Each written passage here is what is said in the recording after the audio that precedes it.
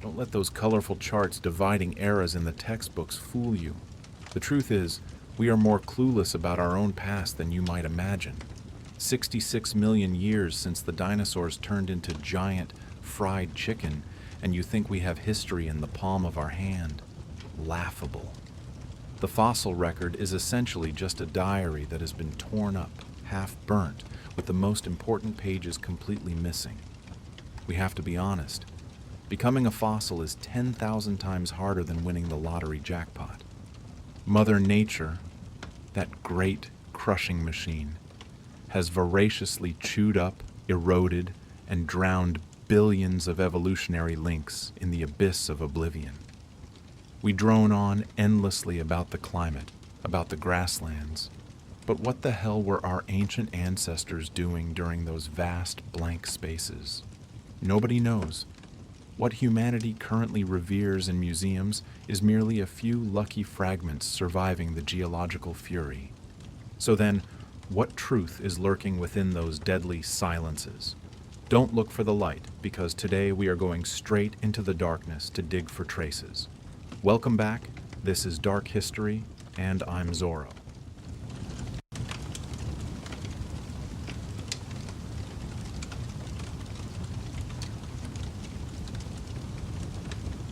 Do you know what is more terrifying than death?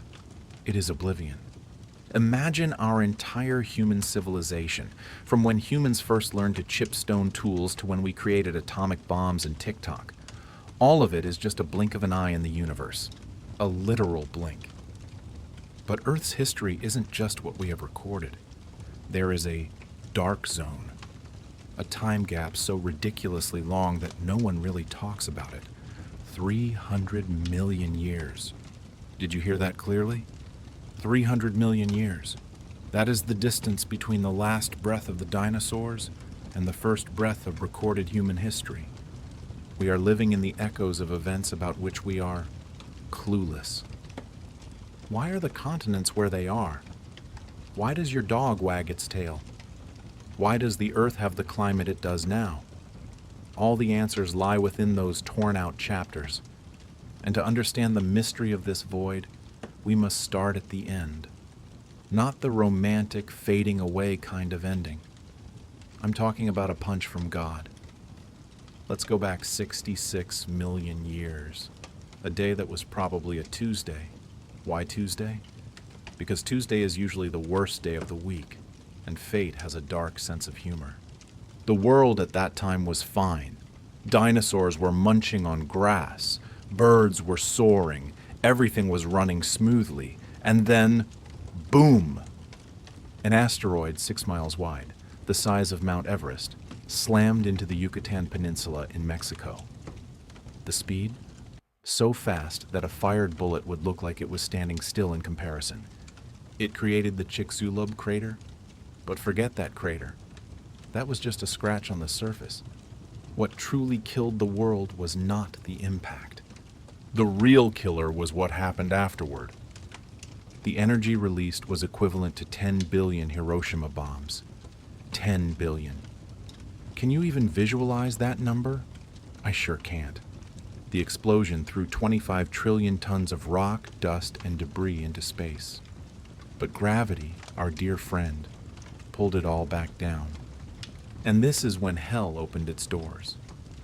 Billions of tons of molten rock fell back into the atmosphere, causing friction with the air and turning the global sky into a giant oven. Air temperatures skyrocketed. Forests all over the world spontaneously combusted at the same time. Dinosaurs thousands of miles away from the impact point, casually grazing, suddenly found their lungs being cooked. But the tragedy didn't stop there. Fire eventually dies out. The heat eventually subsides. But the next thing was the eternal nightmare. Darkness. Fine ash suspended in the stratosphere completely blocked out the sun. Not like a cloudy day, folks. It was absolute darkness. Photosynthesis stopped. And when plants died, the giant herbivores, those consuming machines eating several hundred pounds a day, began to starve. Imagine a Tyrannosaurus rex, the king of reptiles, now wandering in a world of ash and cold, tripping over rotting corpses with an empty belly. It didn't die from the meteor. It died of hunger. It died in the loneliness and cold of an impact winter that lasted for years. 75% of living things on Earth were wiped out in just a geological instant. Geologists call this the KPG boundary, a thin layer of clay rich in iridium. Below this line, dinosaurs. Above this line, nothing but silence. It is the greatest crime scene in history, but this is what keeps me and the scientific community awake at night. Right after that black line of death, the fossil record is empty. We know life recovered. We know some survived. Tiny mammals, only the size of rats, huddled in deep burrows, eating roots and rotting insects. Your ancestors. Our great-great-grandparents were scared rats hiding in holes during the apocalypse. But for the first 10 million years after the catastrophe, the fossil record consists of pitifully scattered fragments. Earth was like a patient who had just undergone major surgery and fell into a deep coma. We don't know exactly what happened in that recovery room. Why is there a data shortage at the most critical moment? Perhaps because the number of surviving creatures was too small to fossilize, or perhaps the chaotic environment after the impact didn't allow corpses to be preserved. We only know one thing. The world that emerged from that night was changed forever. No more giant monsters. The stage was now empty, ready for new actors. And in the darkness of that missing history, a new world order was silently forming.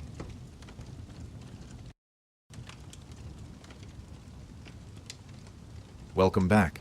If you thought the nuclear winter in the previous part was bad, just wait. Earth has a rather volatile personality, like a toxic ex-lover. Immediately after trying to freeze everything to death, the planet decided, hey, why don't we try roasting everything? We are entering the next void, a period that scientists have given very fancy names. Paleocene, Eocene, Oligocene. Sounds authoritative, right? As if we have everything in the palm of our hand. Don't be fooled. Those names are just flashy stickers pasted on empty boxes. Each of these scenes lasted for millions of years, and during those huge spans of time, basically, we are just playing a guessing game. Let's talk about the heirs. The dinosaurs are dead. 75% of life has been wiped out.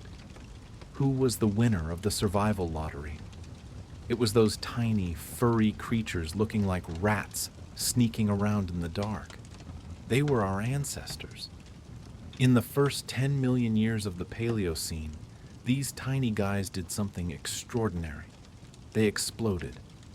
No more T-Rex stalking, no more herds of Triceratops trampling. The world suddenly became a giant free buffet. These tiny animals started to grow, change shape, and fill the empty ecological niches. They climbed trees, they jumped into the water, they started eating each other. But the fossil record of this period, as fragmented as your memory after a night of heavy drinking, we know something was evolving, but the details are blurry to the point of frustration. And then, about 56 million years ago, Earth entered the Eocene. And this is when things got crazy. The planet turned into a literal sauna. Global temperatures soared. Forget the concept of polar ice caps. Ice was an alien concept in this era. You see this place? The Arctic. Today, it is the kingdom of polar bears and eternal ice. But 56 million years ago? Crocodiles. That's right, crocodiles were swimming freely in the Arctic. Tropical palm trees swayed in the wind in Alaska. And Antarctica? The coldest, harshest place on the planet today? Back then, it was covered in dense forests. Imagine walking in Antarctica and having to push aside giant fern leaves, sweating profusely because of the sweltering heat. It was a greenhouse world in the literal sense. CO2 levels were sky high. The oceans were as warm as bathwater. Life exploded in that heat. but in ways we would hardly recognize today. But as I said, Earth never sits still. The tropical party ended. The sauna was unplugged. About 34 million years ago, the world began to cool down and dry out. We entered the Oligocene and Miocene. This is where the gaps in history become the most ironic. Tropical forests began to shrink, making way for a new ruler. Not an animal, a plant. Specifically, grass. Grasslands. Sounds boring, right? But the appearance of grasslands was a brutal revolution. Grass is tough, hard to digest, and full of silica, basically tiny shards of glass. To eat grass, you have to change. Teeth must grow longer. Stomachs must become more complex. And because there were no longer forests to hide in, you had to run faster or become bigger to defend yourself. This is the stage where the ancestors of horses, elephants, and even apes began their true evolutionary journey. But, and here is the big but, we have shamefully few fossils from this period. You want to know what the first horse actually looked like when it switched from eating leaves to eating grass? We have a few bone fragments. You want to know exactly which ape decided to come down to the ground for a walk instead of swinging on trees? Good luck finding it. Like the source data said, we are like people trying to understand the plot of a 3-hour movie, but we only get to watch a few random 5-minute clips scattered throughout. We see the beginning, tiny animals after the disaster. We see the end, modern animals of today.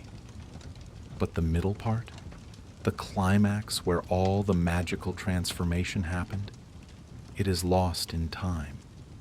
Modern plant and animal families began to appear at this time. Continents drifted to their current positions. The climate patterns we are familiar with began to form. But how did that process happen? What tragedies occurred? What strange species ruled and then went extinct without leaving any trace? We are looking at a giant jigsaw puzzle missing 70% of the pieces. We know the remaining pieces fit together, but we cannot see the full picture. And as we move closer to the present, to a few million years ago, you would think, surely everything must be clearer now, right? Oh no, you are too naive. The biggest mystery is still ahead, the mystery of ourselves. The Pliocene is calling, where our direct ancestors started walking around Africa. And guess what? They are also playing hide and seek with us.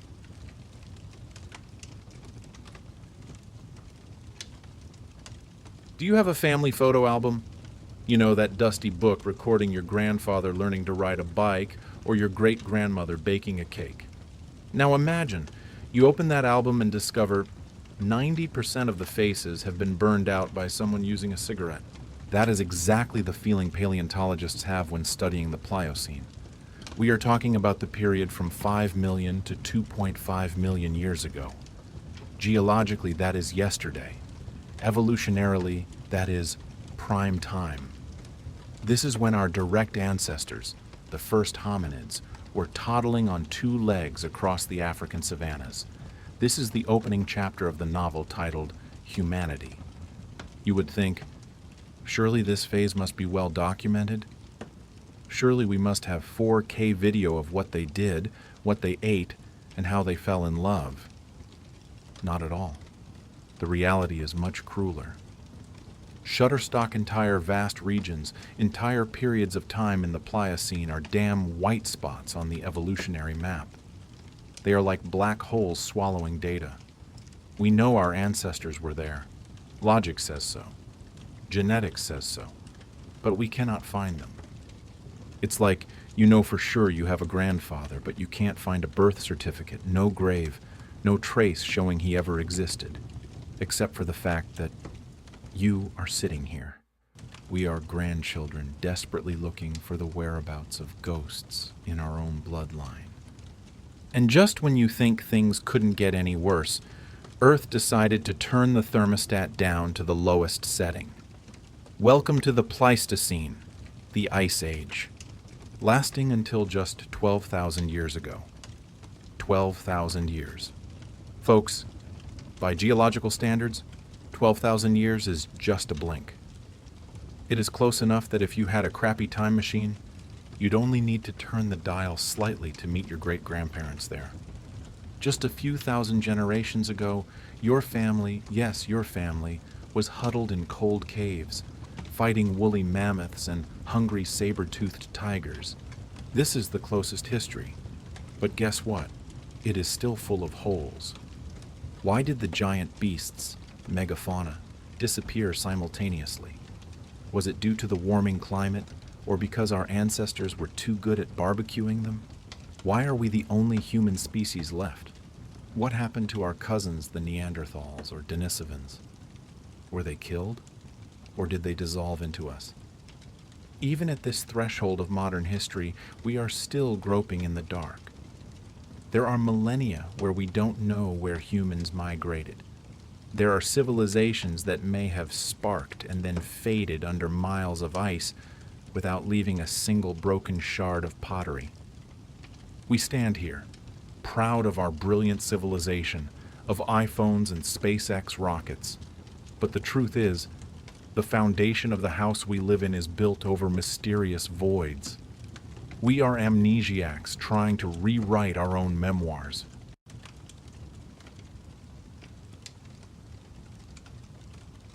From the worst Tuesday in history when the sky was on fire, through global saunas, to fields of eternal ice. And what is the conclusion?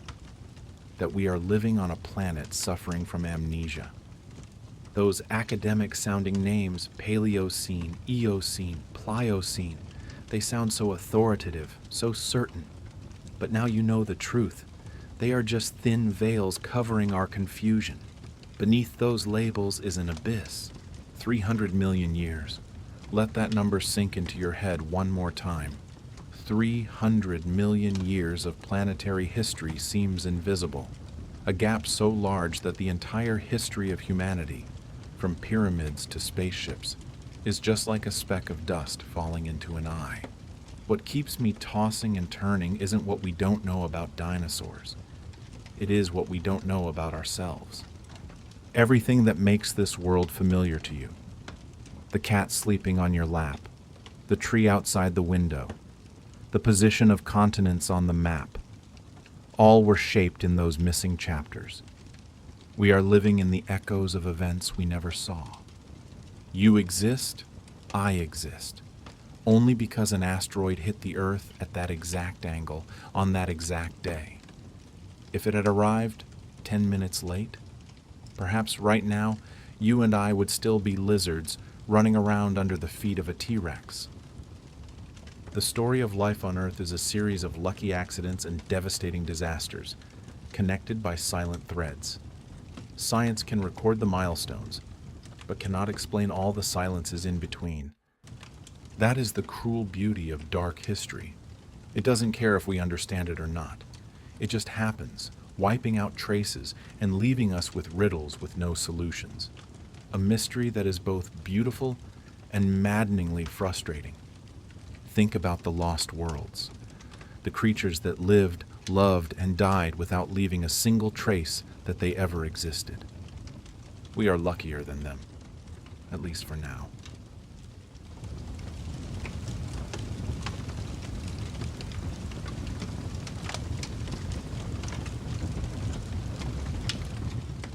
Welcome back to the greatest crime scene in Earth's history.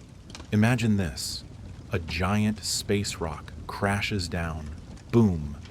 Dinosaurs evaporate. Dust covers the sun. Temperatures drop deep. And then, silence. A deadly silence covers the blue planet. In theory, this should be the best part of the movie, right? The scoreboard has been wiped clean. The reset button has been pressed. Life starts again from zero. Supposedly, we, the curious descendants, should be sitting in VIP seats, holding popcorn, and watching evolution take place in real time. We expect to see new species rise from the ashes, like a superhero origin novel recorded in meticulous detail. But life is not a dream, and history is rarely that kind. The ironic truth is, We can't see that. Welcome to the Paleocene epoch, the first 10 million years right after the extinction event. And I have to tell you some bad news. This is the time when the fossil record decides to play a twisted prank on humanity. It becomes scarce, broken, and incomplete in a frustrating way. Insane.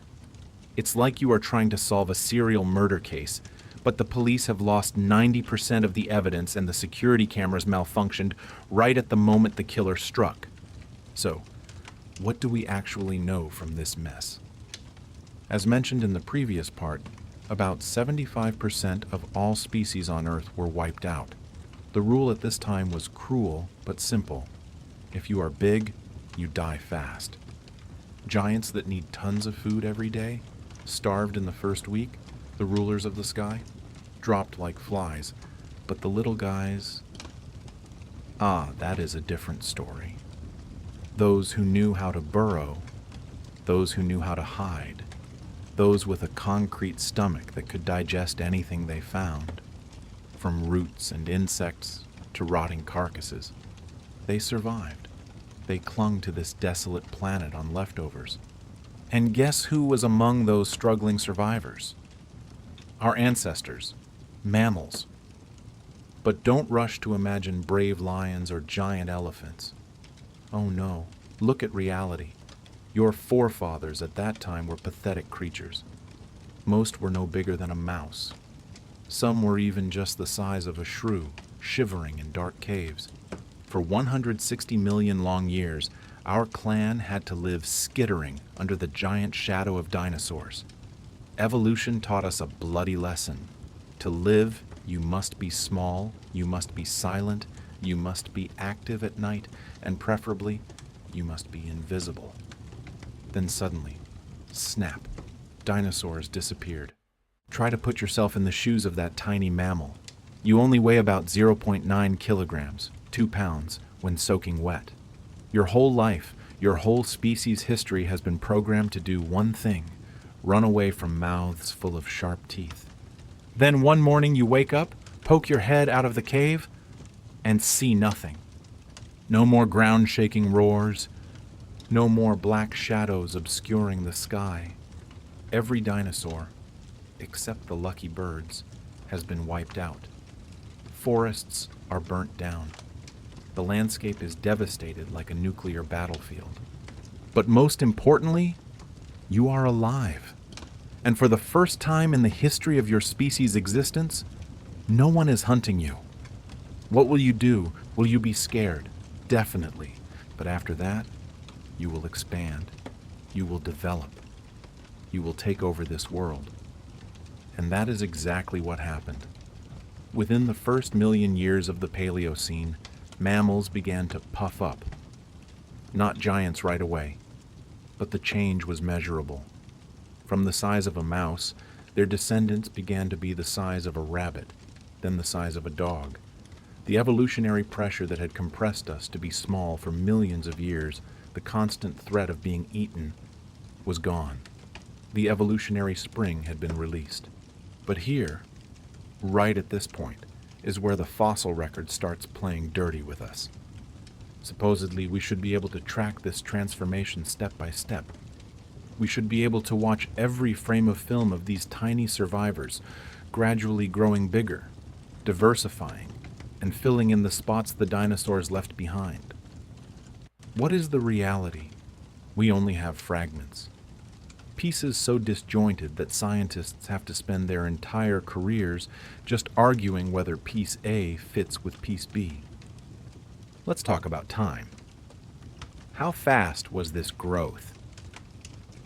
In some excavation sites, fossils show evolution as fast as an arrow. Mammals doubled in size in just a few 100,000 years. But in other places, the change was as slow as a crawling turtle, lasting millions of years. Which one is right? We don't know. Why? Because we don't have a continuous videotape. We only have snapshots, moments frozen in stone, separated by hundreds of thousands of years of dead time. It's like you were trying to watch a 3-hour blockbuster movie, but someone cut out 90% of the frames. Scene 1 Dinosaurs everywhere, majestic, terrifying. Scene 2, dinosaurs gone. Rats running chaotically around smoking ruins. Scene 3, boom! Those rats are suddenly huge, turning into all kinds of monstrous shapes you've never seen before. These gaps are not just annoying for curious people like me and you. They are hiding the most important secrets. The magical transitions when this thing turned into that thing. The exact sequence that turned a shrew-like beast into what would later become a horse, a whale, a bat, or even a primate. Our ancestor. We know for sure these changes happened in the Paleocene. We see the results, but we are completely clueless about the process. We cannot see them happening. It is a perfect crime. The culprit has escaped, and the scene has been wiped clean of traces.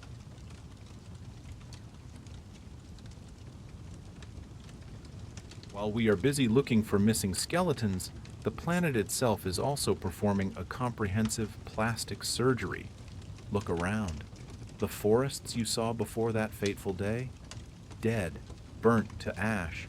Ancient trees, seeds, all cooked in the global firestorm. But nature, in its most ruthless and efficient way, never leaves the land empty for too long. First came the ferns. These ferns were like the first illegal squatters after a riot. Their spores are stubborn, resilient, withstanding the harshest conditions.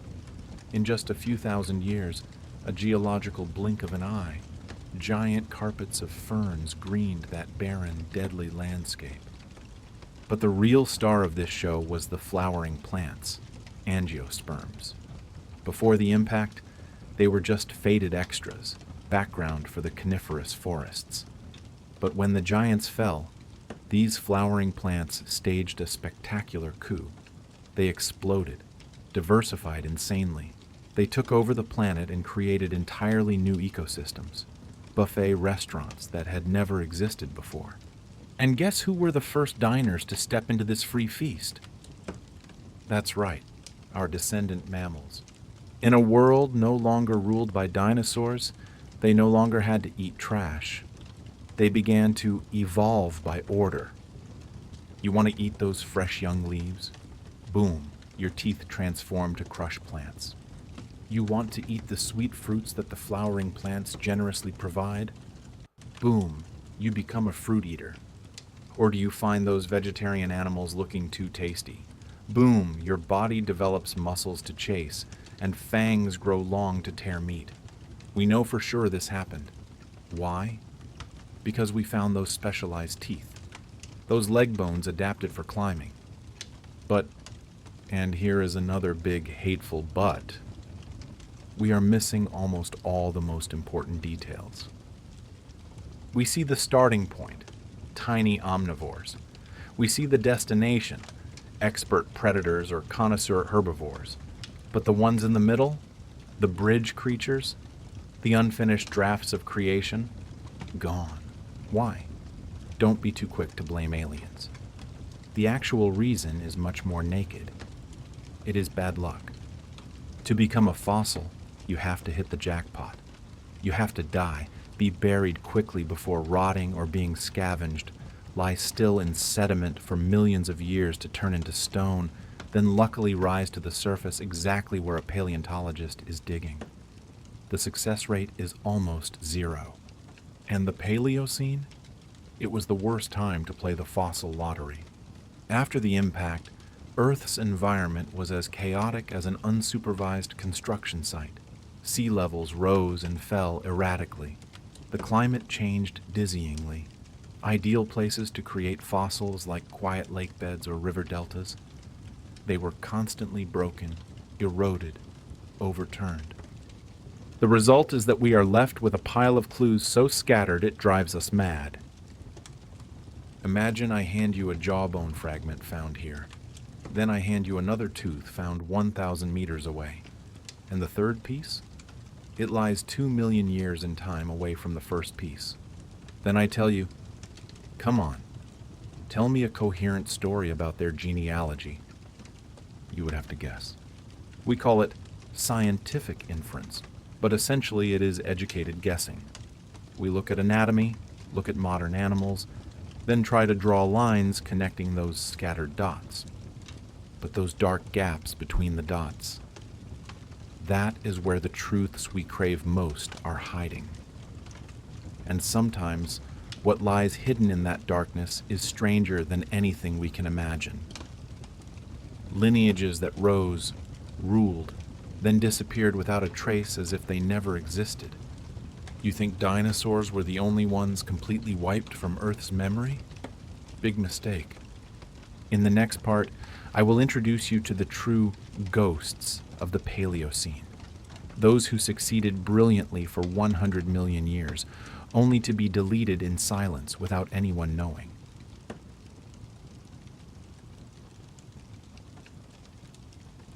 Let's talk about irony. No, let's talk about the absolute cruelty of history. If you think dinosaurs were failures because they went extinct, think again. Let me introduce you to the true meritorious officials of the ancient world, the multituberculates. The name sounds dry, like some kind of skin disease, but don't let it fool you. These were genuine mammal-like creatures, the veterans who survived the dinosaur era. They existed for over 100 million years. 100 million years. They were one of the most brilliant success stories in the history of life. When the meteor fell, they didn't die. When the dinosaurs evaporated, they were still there. By the early Paleocene, they thrived even more. They got bigger.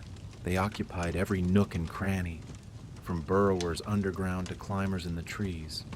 Fossils show they were everywhere. It could be said that they used to be the most common mammals on the planet. And then, poof, they disappeared. Sometime during the Paleocene or early Eocene, the entire order of multituberculates was wiped out. All of them. Every species. We don't know why. We don't know exactly when. We don't even have a decent record showing their decline. They are simply present densely in older rock layers and completely absent in younger rock layers. Think about this madness. 120 million years of brilliant success, surviving even the meteor apocalypse, only to be wiped out while Earth was recovering. And what's more bitter is that we, the descendants, missed that moment entirely. But the multituberculates were not alone. The Paleocene was full of such ghost lineages. These were nature's drafts, evolutionary experiments that failed, early hoofed mammals that looked nothing like horses or cows today, monstrous carnivorous mammals that weren't ancestors of dogs or cats, but a completely distinct branch. Even primates that split from our family tree went their own way, and then went straight into a dead end. They appeared, ruled for a while, and disappeared without leaving a single descendant. They were evolutionary dead ends. Their entire existence, millions of years of struggle for survival, ultimately led nowhere. At least not anywhere we can see. And what is all they left behind? Fragments, a jaw here, a few scattered teeth there. If we are extremely lucky, we find a shattered skeleton. Never enough to understand who they truly were, how they lived, or why a biological design that seemed perfect failed so miserably. While these biological tragedies were playing out in the dark, on a global scale, Earth's climate began to act up. For most of the Paleocene, the temperature was quite pleasant, cool, mild. The planet was healing itself. But right at the end, about 56 million years ago, Earth decided to turn the heat dial to the maximum. Something dramatic, devastating, and incredibly fast was about to hit. It didn't happen over millions of years, but just over thousands of years. A tick of the geological clock. Mammals, the ones who had just struggled to their feet after the meteor disaster, were about to be thrown into a giant furnace. And this time, how they reacted would shape who we are today.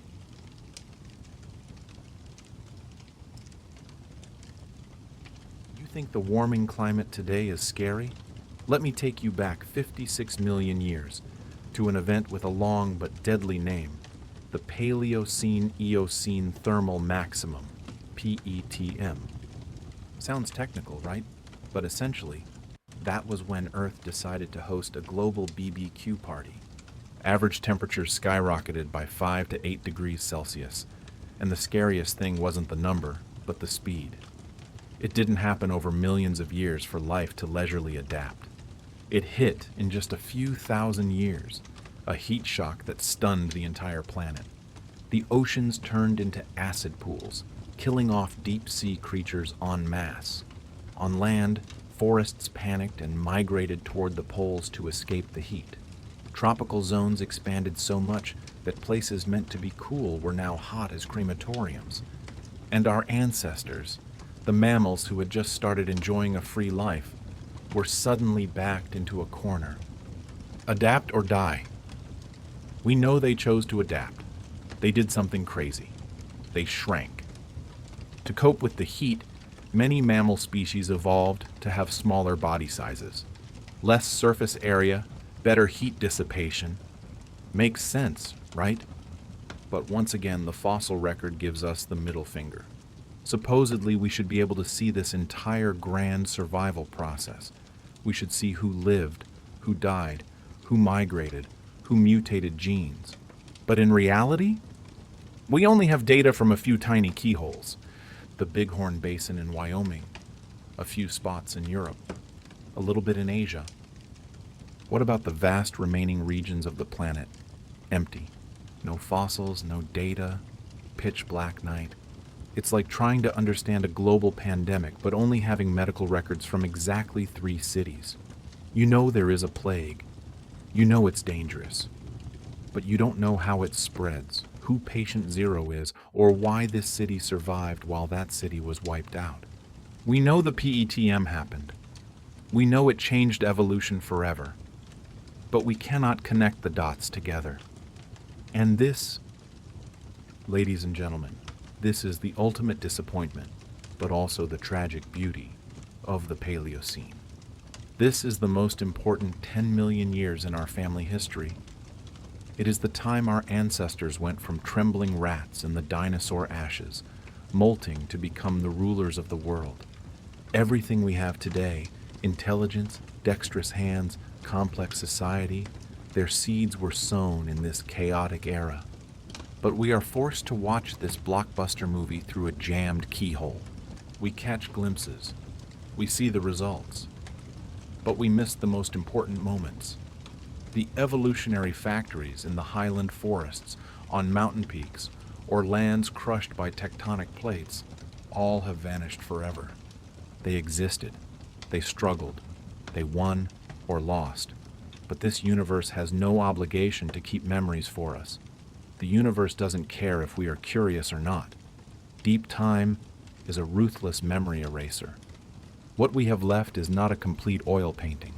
It is just a ragged sketch, full of gaping white spaces. The Paleocene is the most beautiful mystery of paleontology. An era where everything changed, the world turned upside down, life was reborn from death. And we, the latecomers, missed the chance to witness it happen.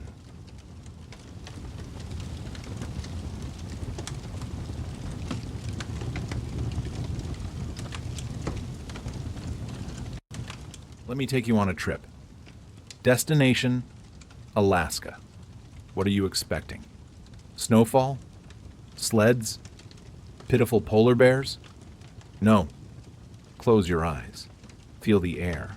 It is hot, humid, sticky. You are standing in Alaska, but surrounding you are palm trees. Yes, you heard that right. Palm trees. They are swaying in the warm Arctic breeze. The average temperature here is 21 degrees Celsius year-round. Do you want to go for a swim in the Arctic Ocean? The water there is as warm as a California beach today. No ice, no snow. Just a giant, stifling greenhouse covering the entire planet. Look towards London. No Big Ben clock tower there. Instead, under the murky Thames River are giant crocodiles swimming. In Wyoming, short-snouted alligators are sunbathing like kings and queens. And in what is now the American Midwest, lemur-like primates are swinging through branches in dense tropical forests. The whole world was a giant sauna with no exit. The temperature difference between the equator and the North Pole? Minimal. Only about 20 degrees. Compared to the insane 100-degree difference today, the Eocene was like a pot of soup being heated evenly. But this is when things get suspicious, like a murder case where the weapon cannot be found. We know carbon dioxide, CO2, levels back then were very high, about 1,000 to 2,000 parts per million, ppm, compared to the laughable 420 ppm of today. But the numbers don't match. Our modern climate models, super machines that humans are proud of, failed when trying to explain the Eocene. Even with that huge amount of CO2, the poles should have been colder than that. But no, they were scorching hot. Something is missing. Some mysterious mechanism of Earth that we, arrogant descendants, have not yet found. A hidden accomplice that helped the planet retain heat so terribly. And don't think this was just a fleeting fever. It lasted 22 million years. 22 million years. That time is longer than the distance from when dinosaurs went extinct to when the Eocene began. During those 22 million long years, life was locked in this hot and humid glass cage, forced to adapt, forced to transform into monstrous shapes that you wouldn't believe ever existed. You think monsters only exist in horror movies? Wait for the next part. I will introduce you to the true residents of this blast furnace. And believe me, they are not as friendly as your house cats.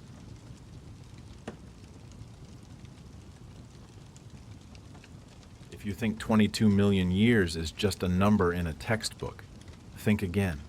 It is a period long enough for nature to go crazy and start playing genetic experiments uncontrollably.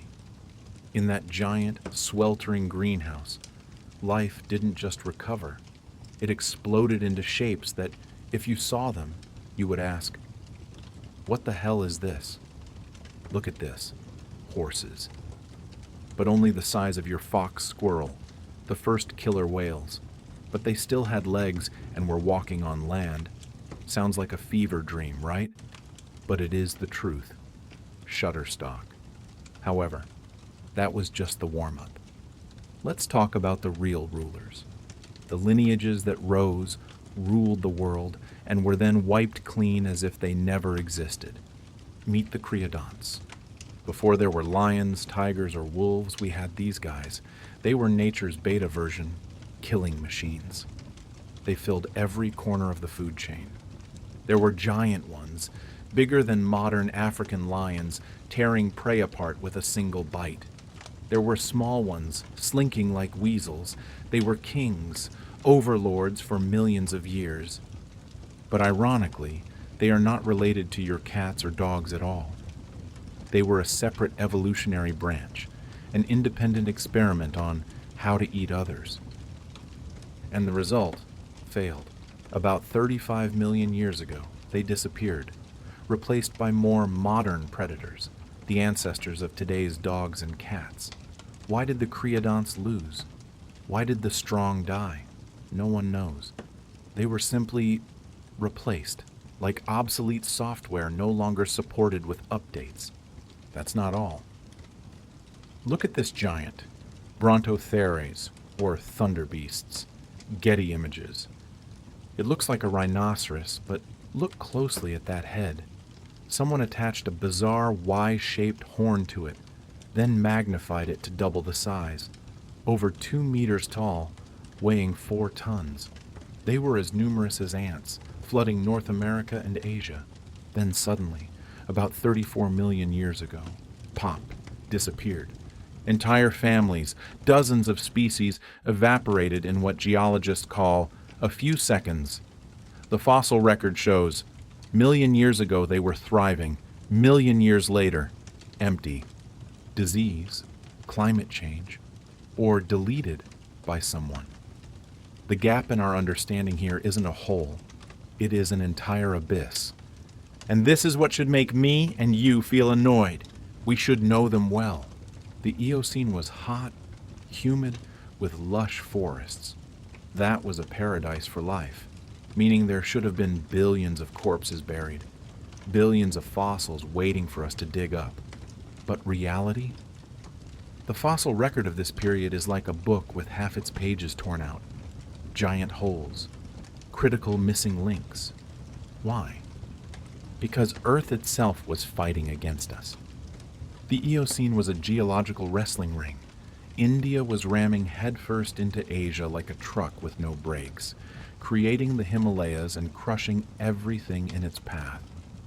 The Atlantic was widening, swallowing the seabed and taking tons of historical evidence down into the molten underground. The Rockies were lifting, breaking, crushing rock layers. Earth at that time was like a giant blender. It mixed, buried, and destroyed its own diary. We are trying to solve a murder case where the scene has been cleaned up by the killer, who even burned down the house. But wait, it's not just geology. The biggest enemy of preserving the past was the very thing that nurtured life, the tropical rainforest environment. You think jungles preserve everything? Mistake. The jungle is the fastest corpse-digesting machine on the planet. And that very thing led to a greater tragedy for our own human species. Want to know what that tragedy is? Wait for the continue command, detective.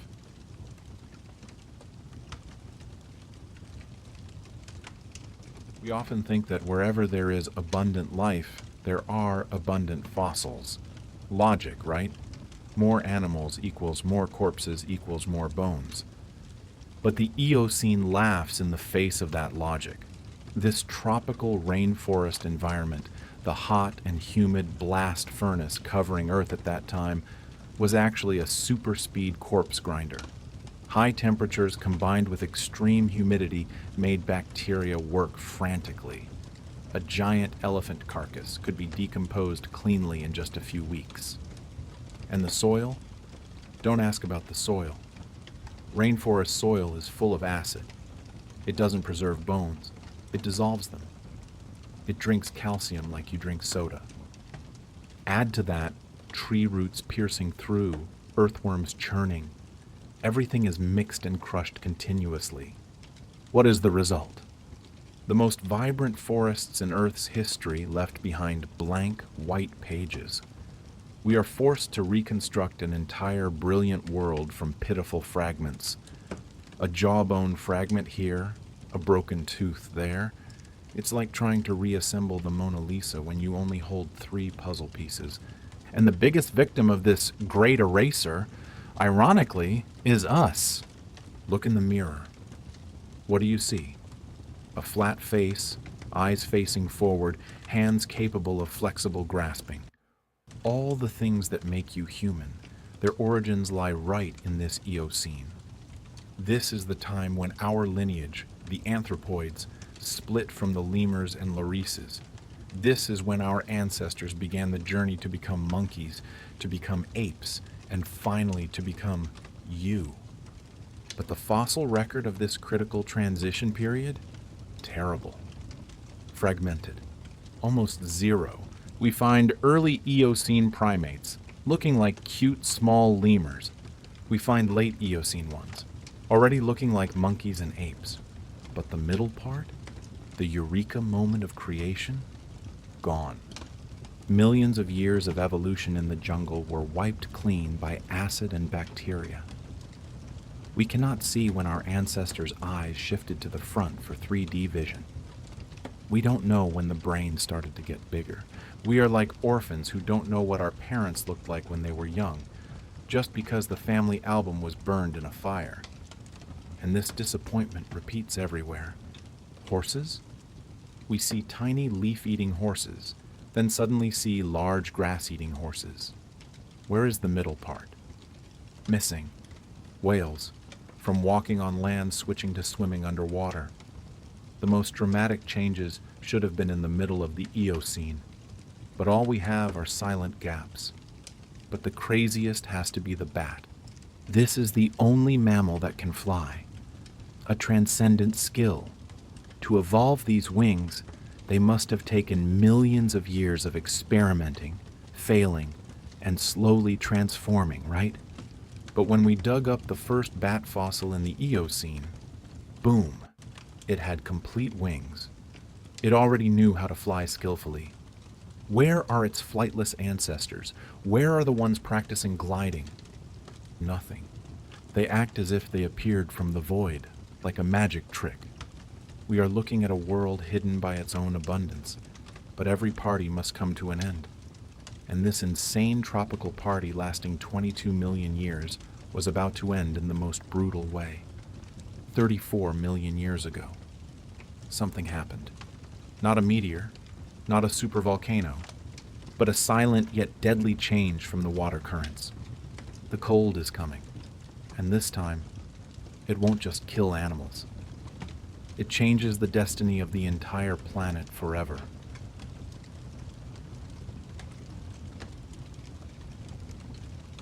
Every party must come to an end, and when the Eocene party ended, it didn't just turn off the lights and tell everyone to go home. It locked the door and turned the AC down to sub-zero. 34 million years ago, Earth underwent a horrific heat shock. The greenhouse world collapsed. Not gradually over tens of millions of years, but in a free fall. In less than 1 million years, a geological blink, global temperatures plummeted by 8 degrees Celsius, 15 degrees Fahrenheit. For the first time in over 20 million years, ice and snow returned to Antarctica. The brilliant tropical rainforests that used to cover the planet retreated miserably towards the equator, giving way to dry and cold lands. Why? The culprit seems to be loneliness. According to the leading theory, as continents continued to drift, South America finally separated from Antarctica, opening the Drake Passage. This allowed a new ocean current to form, the Antarctic Circumpolar Current. It ran around this frozen continent, isolating it from warm waters from the equator, locking it in an eternal prison of ice.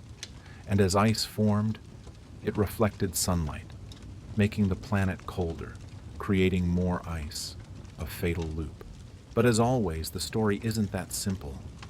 The timing doesn't match perfectly. There is evidence that cooling started before the passage opened. It was chaotic, it was jerky, and the biological consequences, it was a massacre. Goodbye, creodonts. Farewell, giant brontotheres. Dozens of mammal families that had ruled the roost for millions of years, completely wiped out. Who replaced them? The ancestors of species that tolerated cold better knew how to adapt to seasons. But why did this group live while that group died? We still don't know. We lack data. We lack detailed climate records. We are trying to solve this survival math problem with half the variables missing. And this is why the story of crocodiles swimming in the Arctic or tiny horses matters so much to you right now. You see, we are living in an era where CO2 levels are skyrocketing. We are unintentionally winding back the climate clock, taking Earth back to Eocene conditions. The Eocene is the closest draft for our future. Supposedly, it should be the survival guidebook. What happens when Earth warms up? Which ecosystems collapse? Which species survive? But we cannot read that book, because the most important pages have been torn out by plate tectonics, by jungle acid, by geological chaos. We are steering the ship of humanity into uncharted climate waters with a map torn full of holes. 22 million years of history. The jungles where our ancestors first developed grasping hands, where our brains first started to grow, all buried in darkness. The Eocene is not just a bygone era. It is a giant warning and also a terrifying void. It reminds us that Earth can create insane worlds and can also wipe them out in a blink without offering any explanation.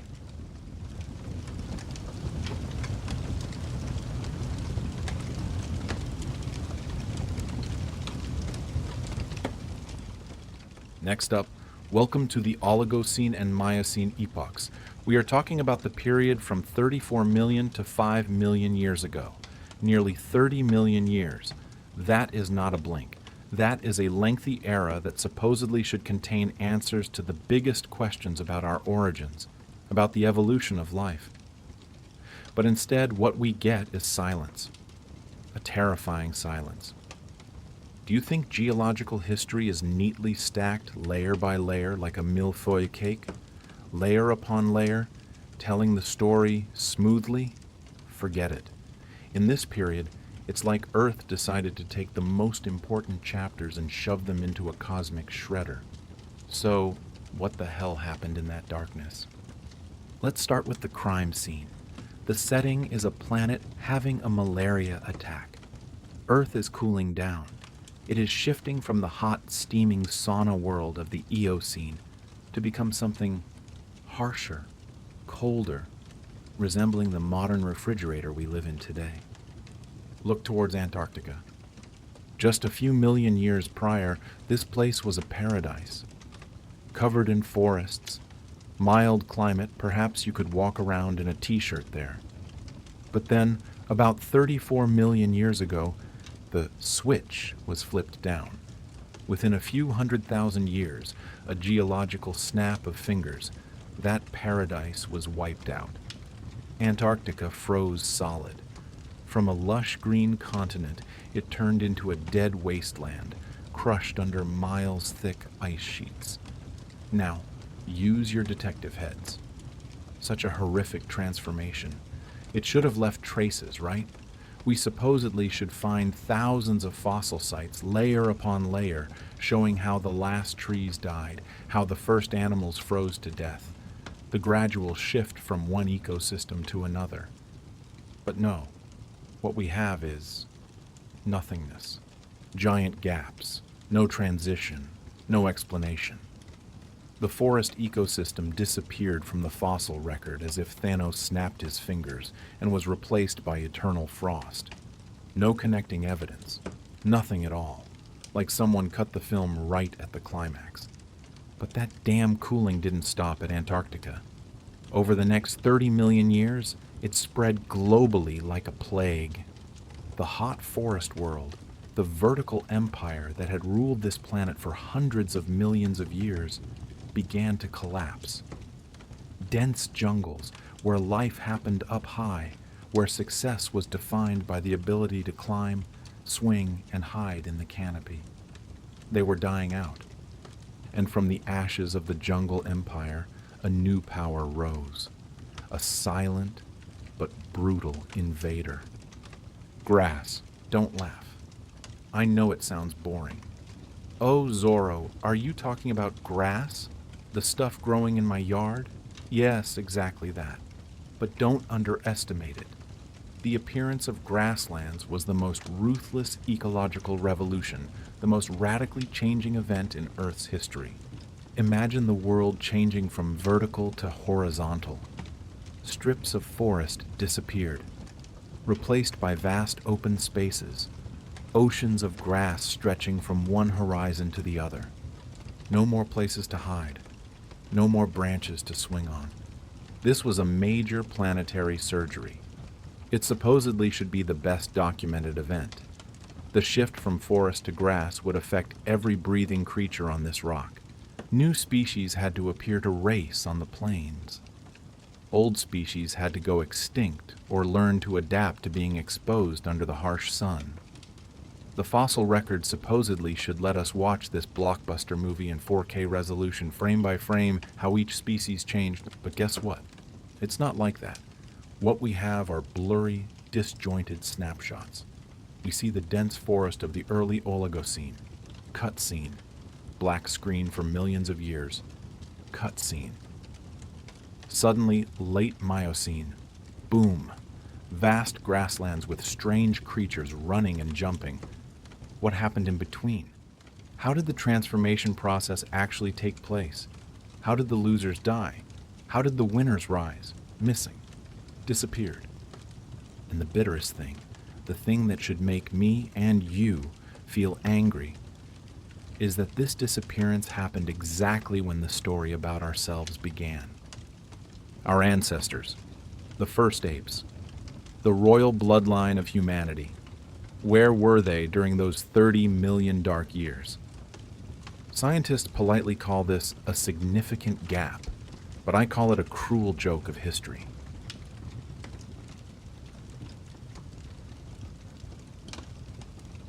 We often take pride in our origins. I am a descendant of kings. My family has a 500-year pottery tradition. Nonsense. Because when you truly look at the family album of all humanity, you will realize a painful truth. We are stray children. Somewhere in the Oligocene and Miocene, an incredibly important event, a biological miracle happened. Apes evolved. Not those long-tailed monkeys jumping around teasing you in the zoo. I am talking about the royal lineage, those who would eventually shed their thick fur, stand upright, pick up an iPhone, and watch this video. That is us. This should have been the most scrutinized, most revered era in the cathedral of paleontology. This is when the traits that make humans began to germinate. Yet this is what we have. Nothingness. Let me rewind the crime scene tape for you. 25 million years ago, the Oligocene. Primitive apes began to appear in Africa. They looked nothing like modern apes. They were smaller, looked more monkey-like, still clinging tightly to tree branches as if their lives depended on it, which was true. But if you look closely at the skull, the teeth, the limb proportions, bingo, that's the identifying sign. No longer monkeys. Those are our great-grandfathers and great-grandmothers, the beginning of glory. And then, pop, the fossil record turns off the lights. Pitch black, murky. For the next millions of years, what do we have? A chipped tooth here, a fractured jaw fragment there, not a single complete skeleton, no sequence, no way to track how those tiny apes changed, grew, and adapted. It's like you are trying to watch the movie The Godfather, but 90% of the frames have been cut out. You see the main character as a child, blink an eye, and he is already an old mob boss.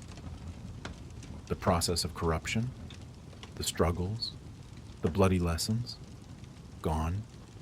You are just guessing the plot. And then, when the fossil record decided to turn on the camera again in the mid-Miocene, about 15 million years ago, everything had gone crazy. Suddenly, apes were everywhere, a global ape party. Some were small and slender. Others were huge, weighing hundreds of pounds like hairy sumo wrestlers. Some still lived in trees. Others had started walking on the ground. The diversity was astounding. But the question is, where did they come from? Who gave birth to whom? Which one is a cousin? Which one is a direct ancestor? The relationships between them are as tangled as a pair of earphones left in a jeans pocket. We cannot untangle them because we lack the connecting links. Scientists, with their dry romance, call these missing things ghost lineages. Sounds creepy, right? But it is math. Based on DNA evidence of modern apes and anatomy, we know these lineages were forced to exist. Math says they were there. DNA screams they lived. But the rocks are silent as a grave. Let this irony sink into your brain. During about 10 million years, 10 damn million years, when our ancestors were making the most important journey to conquer 3 continents, all we found were a few dozen shattered bone fragments, probably fit in a shoebox. Let me put it in context to show you how ridiculous it is. We have a collection of dinosaur bones from 100 million years ago that is 1,000 times more complete and detailed than the bones of our own ancestors from 20 million years ago. Why? Why does history favor giant dead lizards but wipe out the memories of our family? Is there a conspiracy? Is some force deliberately hiding the origin of humanity? No. The answer lies not in conspiracy theories, but in something crueler, more unintentional, and more powerful than any force. It is geology. The very ground beneath our feet has betrayed us.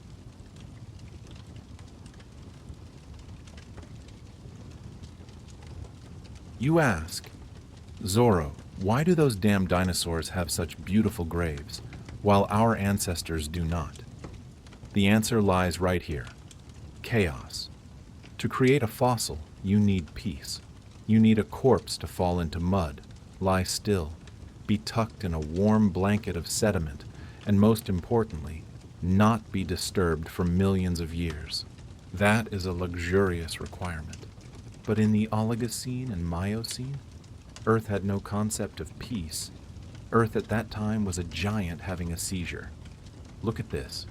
This is the era of the biggest continental traffic accidents in history. India was playing chicken with Asia, and the result was, BAM! The Himalayas were pushed straight up into the sky. Africa was drifting north, ramming headfirst into Europe, pushing up the Alps and choking the ancient Tethys Sea, Shutterstock Kamfa.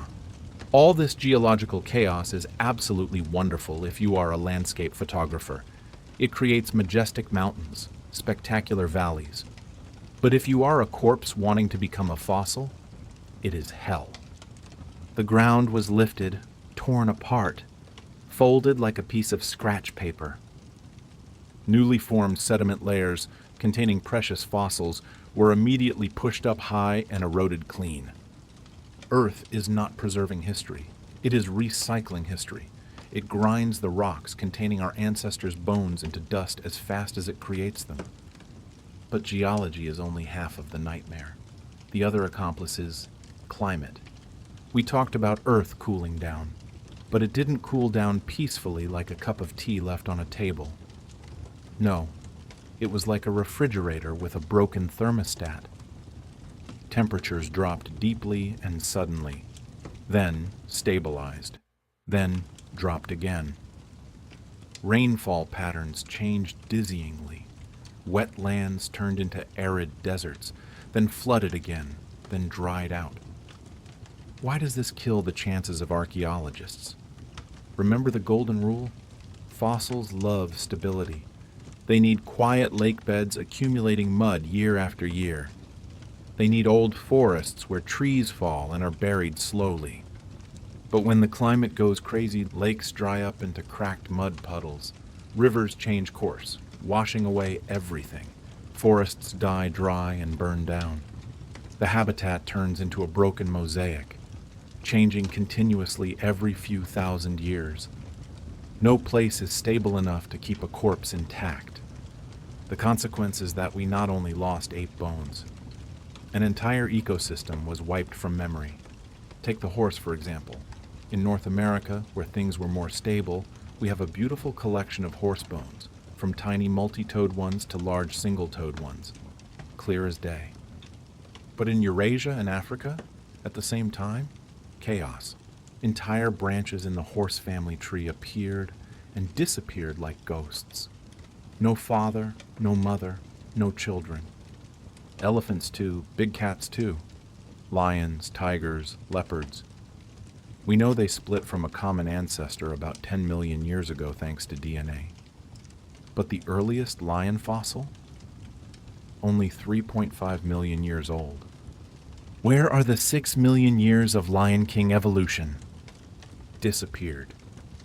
We are facing an ironic truth. We know more about the losers, extinct species, than the winners, our direct ancestors. Dead-end species often leave better corpses than survivors.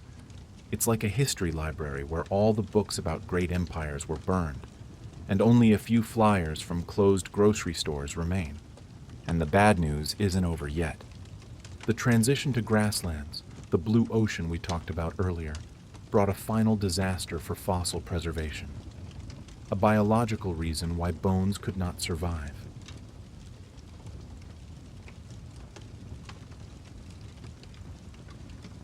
Imagine death in 2 different worlds. In the humid jungle, that dying old world, when an animal took its last breath, where did it usually fall? Into water or onto soft, organic, rich mud. That is VIP condition for fossilization. The corpse sinks. Mud covers it like a protective blanket. Oxygen is cut off. Decay bacteria work slowly. Bones have a chance to turn into stone. In the forest, death is like being put into cold storage. But here, on this vast ocean of grass, death here is a public buffet. When you fall on the grasslands, you are not buried. You are exposed. The scorching sun makes your bones brittle and crack. Acid rain corrodes marrow. But the most terrible are the cleaners. Hyenas, vultures, beetles, bacteria. An entire hungry army will tear your corpse to pieces. They crush bones to get marrow. They drag pieces scattered everywhere. Within a few weeks, just a few weeks, a giant beast can disappear completely without a trace, as if it never existed, unless you are extremely lucky, like hitting the jackpot. You are walking and suddenly buried by a flash flood, or fall straight into a deep sinkhole. Otherwise, the chance of you becoming a fossil is around zero. And what is the universe's cruelest joke? The brutal transition to this difficult environment happened exactly when apes were undergoing the most important evolutionary steps. The timing couldn't be worse. Right when our ancestors started standing upright, started using hands, started developing brains, Mother Nature decided to turn off the camera and wipe the memory card. But my friends, this is what truly haunts me every night. What keeps paleontologists awake? The problem isn't just that we are missing bones of species we already know. The problem is we are probably missing entire species. Let that idea sink into your head. In those 30 million dark years, how many branches in the family tree grew and were chopped off without us knowing? How many evolutionary experiments rose? How many strange ape species, bipedal creatures with horns, or giant intelligent species that built primitive social structures, then went extinct completely? They lived. They struggled to survive. They raised children. They looked up at the starry night sky just like us. But they left nothing. Not a bone fragment. Not a footprint. Not a DNA code. Those are the nameless ghosts. Chapters torn out and burned to ash before anyone could read them. Earth's history is not a complete textbook. It is the diary of an amnesiac with blank white pages stretching for millions of years. And it is from those blank pages, from the killing fields of the Miocene, that we, Homo sapiens, walked out. We are the survivors of a brutal screening where we don't even know the names of all those who fell.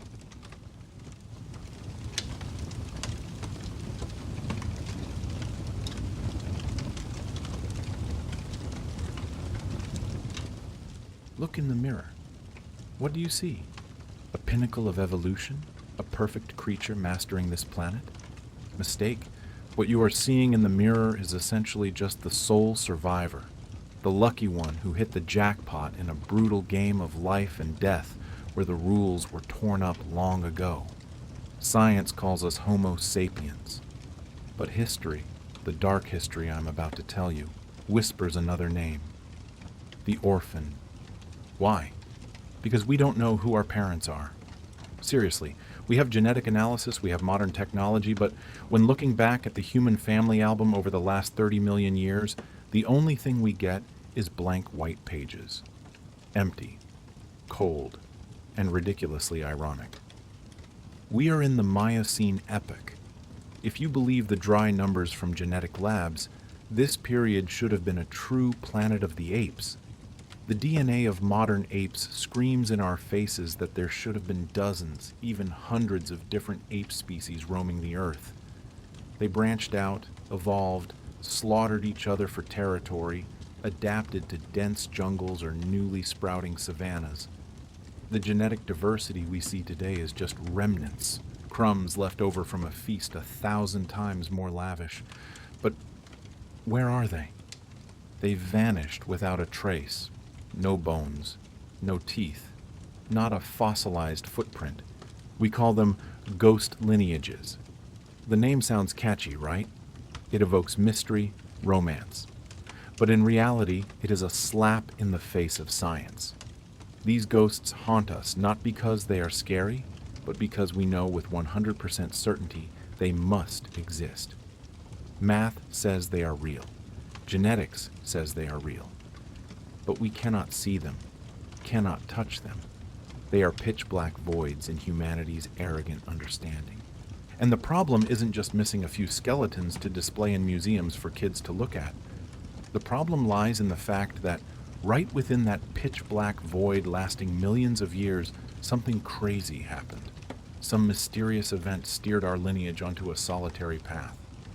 Somewhere between 25 and 5 million years ago, a lengthy period long enough for civilizations to rise and fall 1,000 times, human ancestors split from the rest of the ape crowd. They started to change. They developed bizarre traits that would later turn them into rulers. Walking on 2 legs, dexterous hands grasping tools, and a brain increasingly swelling with ambition. But we don't know when, we don't know how, and worst of all, we are clueless about why. What environmental pressure was brutal enough to force an ape species to stand up and walk? What monster chased them? Or what golden opportunity beckoned them? We don't know. What intermediate forms connected the clueless primitive apes with the first hominins? Nobody knows. The Oligocene and Miocene, 2 epochs that supposedly hold the key to the answer, chose silence. They mock us with absolute absence. What we have in hand now is merely speculation built on shattered fragments. Scientists, with their massive egos, try to gloss over this shortage with hypotheses that sound very scientific. They say, perhaps climate change played a key role. Or, the spread of grasslands created natural selection pressure. Sounds reasonable, right? But actually, we are guessing. We are building magnificent castles of theory on a foundation of quicksand. We hope, we pray that one day, someone will stumble upon a skull lying around somewhere and fill this gap. But until then, 30 million years of history remain chapters torn out of the novel of humanity. It is the most critical transition period, from the ancient world of humid jungles to the modern world of arid grasslands, from generic apes to becoming something unique. 30 million years. Let that number sink into your head. 30 million years supposedly should explain everything about the origins of me and you, but instead it explains nothing. And here is the finishing blow, the darkest truth few dare to admit. Perhaps we will never find them. Why? Because Earth is a master evidence destroyer. The geological and climatic forces that created the pressure for us to evolve, volcanoes, earthquakes, erosion, are also the ones that ground our ancestors' bones into fine dust.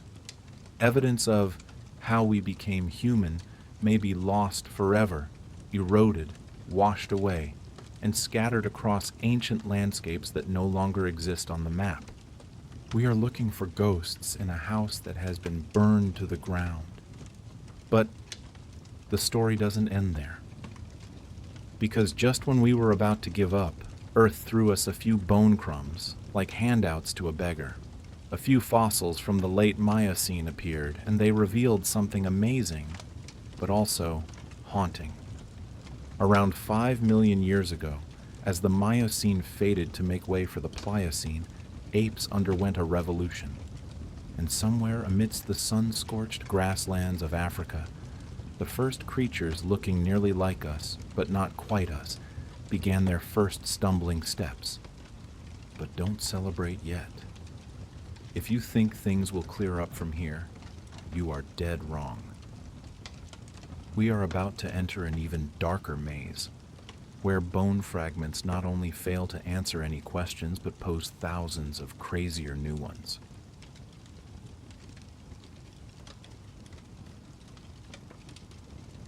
Next, we need to talk about the Pliocene epoch, the period from 5.3 to 2.6 million years ago.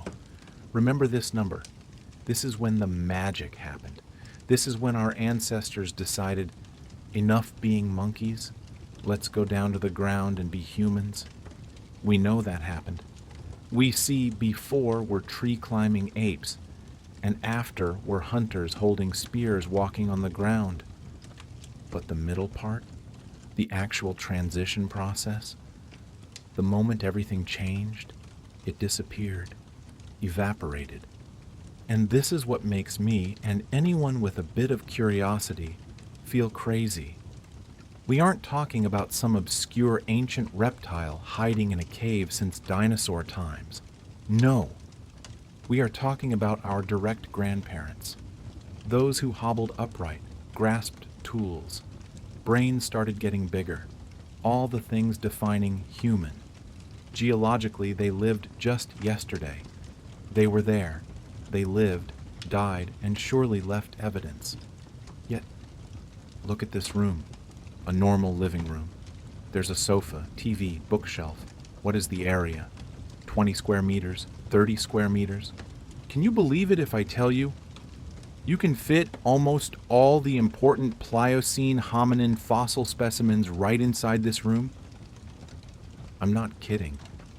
The entire physical record of humanity's emergence as a distinct lineage can be stuffed into your living room.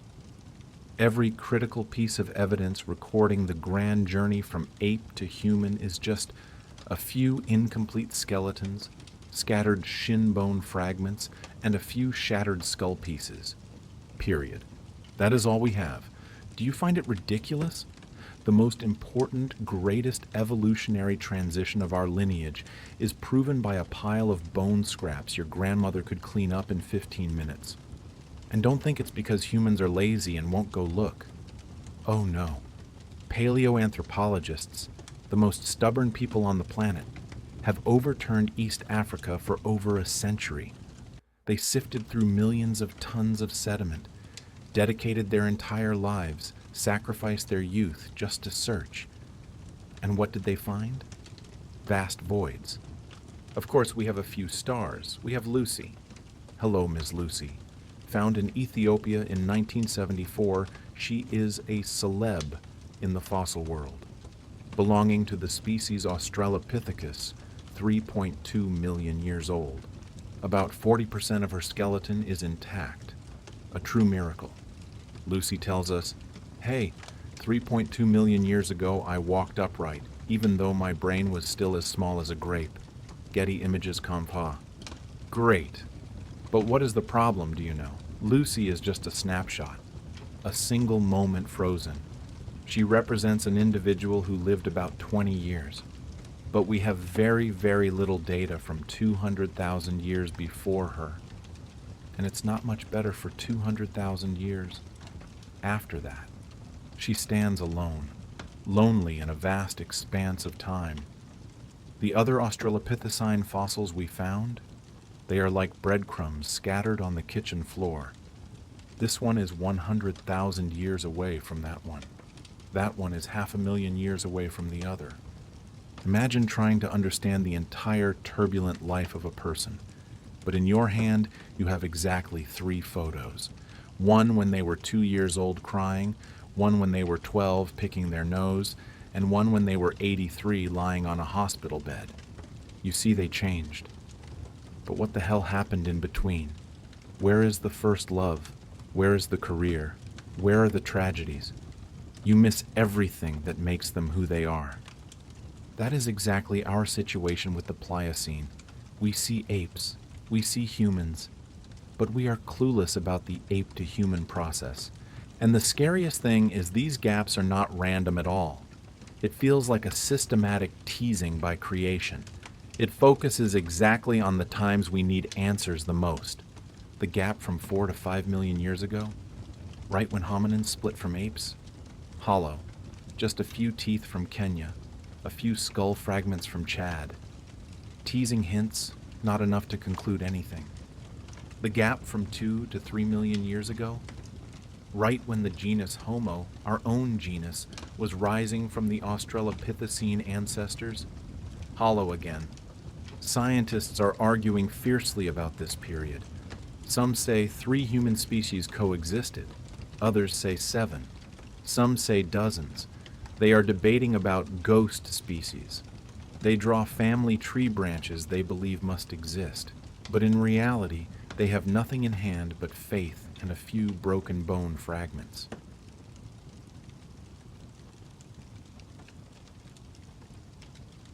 Now welcome to the Rift Valley. If you ask any scientist, where were we born? They will point here. Ethiopia, Kenya, Tanzania. This is the Mecca of paleoanthropology. We know the location. We know the geological layers. We know for sure our ancestors used to run, jump, scream, and love right in this spot. Getty Images. But this is the cruelest irony of creation. The most perfect place to create humans is the worst place to preserve humans. You see, fossils are not something you get just because you want them. Nature is not a diligent librarian archiving records for you. Nature is a messy butcher. To turn a bone into a fossil, you need an extremely picky cooking recipe. Listen carefully. You need to die in the right place, preferably falling into mud or stagnant water. You need to be buried immediately by fine sediment before rotting. You need mineral-rich water to seep into the bone, replacing organic tissues with stone. And most importantly, don't let anyone touch you for a few million years. Now try applying that bureaucratic process to Pliocene East Africa. It was a disaster. The Rift Valley is not a quiet museum. It is a giant geological meat grinder. At that time, this place was frantically active. Volcanoes erupted continuously, burying everything under meters of molten ash. Sounds good for preservation, but then earthquakes tore the ground apart, lifting and lowering sediment layers. Rivers changed course like a drunkard, washing away and crushing millions of years of history in just a few floods. This very chaotic, deadly environment created evolutionary pressure. It forced our ancestors, adapt or die, stand up or be eaten. This environment forged humans, but it also wiped out the evidence of that forging. And there is one more factor, a bit more disgusting. Our ancestors didn't live in stone caves or near quiet lakes waiting to die to become fossils. They lived in open woodlands, on grasslands, moving constantly to forage. And when they fell, well, Pliocene Africa didn't lack hungry creatures, giant hyenas, vultures, insects, bacteria. Imagine an ancestor of ours falling in the middle of the grassland. Within just a few days, even a few hours, that corpse would be torn apart, bones crushed to suck marrow. The remaining pieces cracked by sun and wind, turning into dust and blowing away with the wind before having any chance for a decent burial. Dust to dust. This saying is true in the cruelest literal sense here. So, every time you see a hominin fossil in a museum, don't just look at it as a rock. Look at it as a jackpot-winning ticket. It is the one in a million. An individual who accidentally died near a lake, accidentally got covered by mud, accidentally turned to stone, accidentally didn't get melted by volcanoes, and accidentally rose to the surface right when a scientist walked by before it was destroyed by rain and wind. Everything we know about human origins is based on these rare lucky ones. This leads to a terrible logical problem I call survivorship bias blindness. We are trying to rewrite the history of an entire species, but the specimens we have in hand are too tiny and skewed. Imagine trying to rewrite the entire history of America, but the only documents you have are 3 candid photos from the Civil War, an unfinished diary page from 1923, and a tattered newspaper from 1967. You can vaguely guess what happened. You see guns changed, clothes changed, but you will miss the Constitution, miss the World Wars, miss the Civil Rights Movement, miss the Internet. You miss the soul of history. That is precisely our tragedy. We see apes turning into humans, but we are missing the actual process. And when lacking evidence, what do humans do? We start arguing. These giant gaps have opened up a bloody academic battlefield where hypotheses rush at each other like gladiators.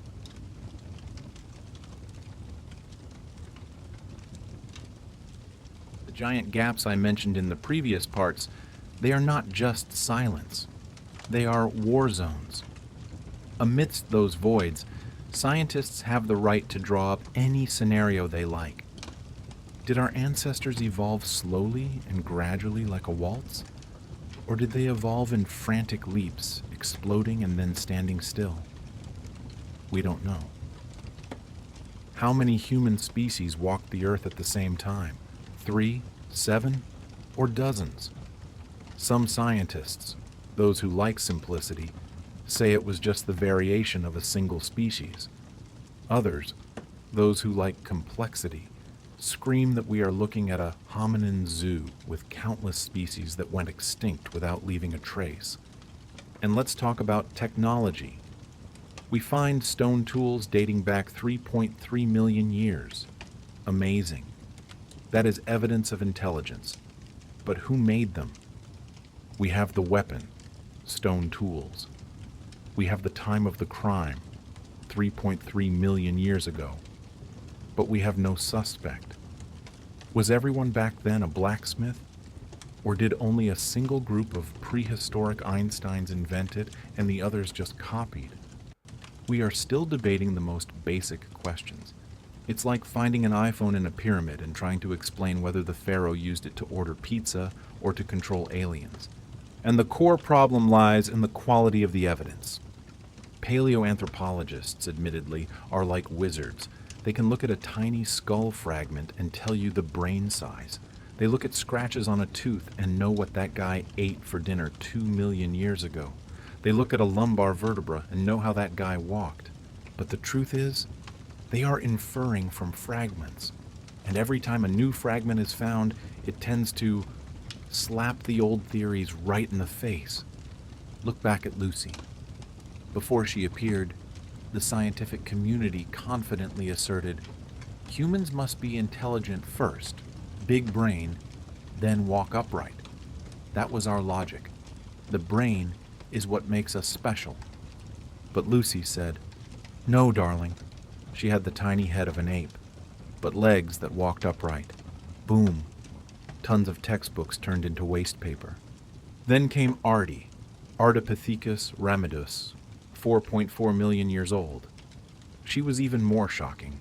She showed that our ancestors looked more like apes than anyone dared to imagine, yet practiced walking upright much earlier than predicted. Each new discovery doesn't fill the gap. Instead, it tears the wound wider, forcing us to rewrite the script from scratch. So, what is the conclusion of this dark story? We, Homo sapiens, are orphans trying to find our way home in the fog. We know apes became humans. That is a fact. We know it happened in Africa. That is a fact. But that magic moment, that second when the human soul was truly conceived, it is still hiding in the dust layers of the Pliocene. 30 million years of history. Millions of ancestors lived, fought, loved, and died. But the only legacy they left us is questions, not answers. Perhaps some part of us should feel grateful for that, because as long as the gaps remain, as long as the ghost lineages still haunt us, we still have a reason to keep digging, keep searching, and keep marveling at our own tiny but miraculous existence.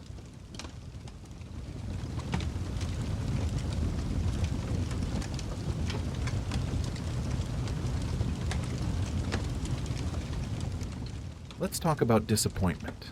A disappointment so deep it's disheartening, as scientists often politely euphemize. But to me, it is a cruel joke of creation. Look at the genetic evidence. Modern laboratories are like time machines. By analyzing mutation rates and DNA differences, we have something called the molecular clock. This clock doesn't know how to lie. It ticks, ticks, counting down into the past. And do you know what it says? It screams in our faces that during the Pliocene, the human family tree exploded. There were major branching events. Populations split, went in different directions, lived in isolation, and evolved into distinct species. We know they existed. Their genetic imprint is still there, stamped into the biological structure of life. But when we take a shovel out to the field to find their bones, empty, nothingness. Imagine you are watching a Hollywood blockbuster. You know the script has 12 main characters, the Avengers of the ancient world, but on the screen you only see 3 people. The other 9, they are invisible. You see a water cup move, you see bad guys get punched.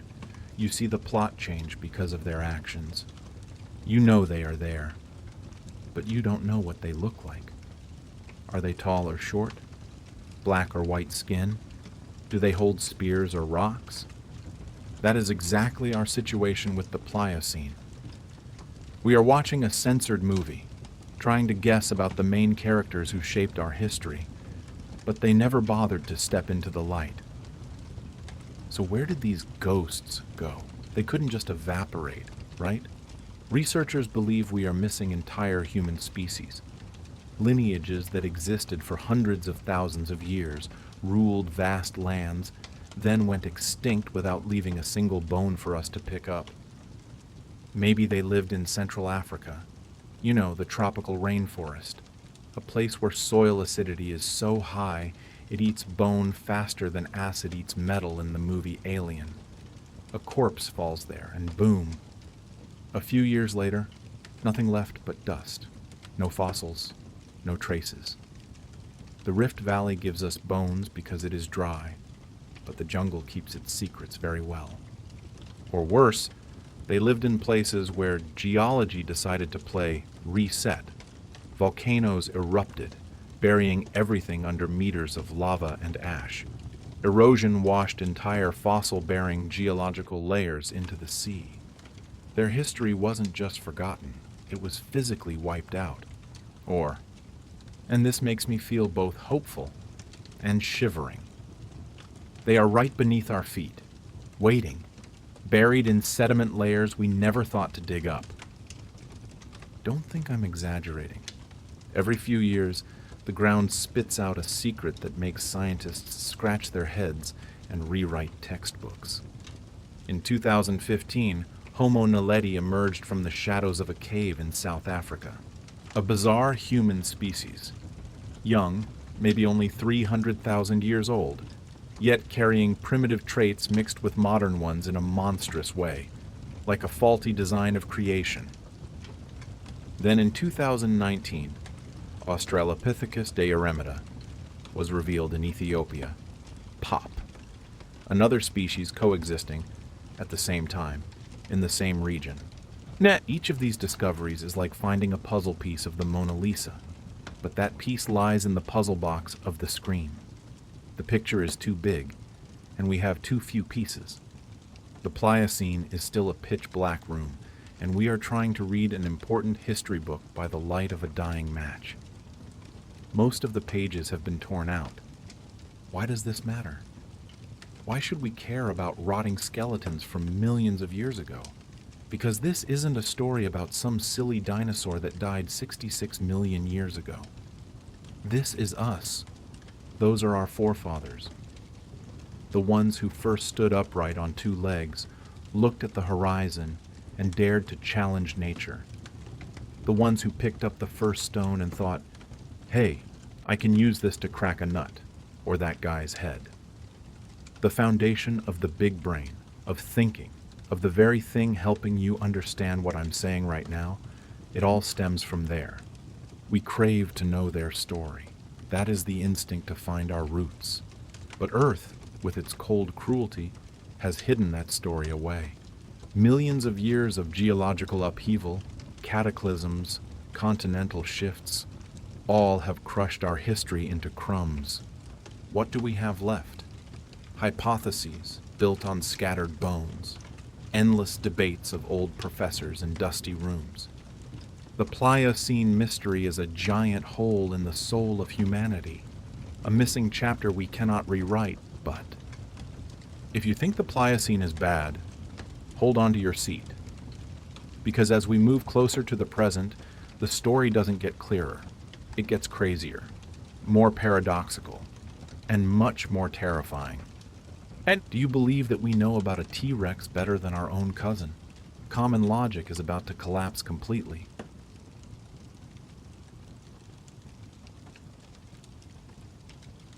If you think the disappearance of our ancestors in the Pliocene is understandable because it was so long ago, then welcome to the true nightmare of archaeology. Let's talk about common logic. Logic says, the closer something is to us in time, the easier it is to find. Simple, right? If you lost your car keys yesterday, the chance of finding them is much higher than the key you dropped in 1995. But in the world of paleontology, this logic is not just wrong, it has completely crashed. We are entering the Pleistocene epoch, from 2.6 million years ago until just 11,700 years ago. Does that sound distant to you? It's not. Geologically, this is practically yesterday. This is our golden age, the Ice Age, the time when humans were no longer clumsy monkeys. We spread across the planet, developed language, painted on cliffs, and crafted tools sharp enough to butcher woolly mammoths or punch saber-toothed tigers. Lions, elephants, rhinos, animals of the Pleistocene are still alive and kicking. Yet, our understanding of ourselves during this period is full of gaping holes. Holes so absurd, they insult the intellect. This is the paradox that keeps scientists awake at night. Look at this giant. A Tyrannosaurus rex. It died 66 million years ago. 66 million. Yet, we know it better than our own neighbor. We have nearly complete skeletons. 70%, 80%, even 90%. We know its bone structure, how it grew, what it ate, how it moved, and even debate whether it had feathers. Now, look over here. This is what remains of a Neanderthal. They died only 40,000 years ago. 40,000 compared to 66 million. But we are lucky if we find a jawbone and a few jagged teeth. Most of what you see in museums about prehistoric humans is reconstruction. We are trying to redraw the portrait of an entire lineage based on a cheekbone fragment and 3 decayed molars. It is laughable. But the pinnacle of absurdity has to be the story of the Denisovans. This is a script that if I wrote for a Hollywood movie, the director would throw in the trash for being too fictional. The Denisovans were a complete human species. They lived scattered across Asia, a territory millions of square miles wide, for hundreds of thousands of years. They were not a small, isolated group. They were a force. And what do we have of them? In 2008, in a cave in Siberia, we found a fingerbone phalanx. One. Bone. Phalanx. Plus a few teeth and a broken skull fragment found later. That's it. Just from that tiny bone scrap. Modern science had to perform magic. We mapped the genome, discovered they interbred with modern humans and Neanderthals, knew they adapted to high altitudes, and even knew they had maritime technology. All from a finger. It's like trying to reconstruct the entire glorious history of the Roman Empire, from Caesar to the Colosseum, based on a rusty coin and 3 broken bricks. Do you see the fragility of our knowledge? And it gets worse. Because the Denisovans weren't alone in this game of hide-and-seek. In 2004, on an island in Indonesia, we found Homo floresiensis, also known as the Hobbit.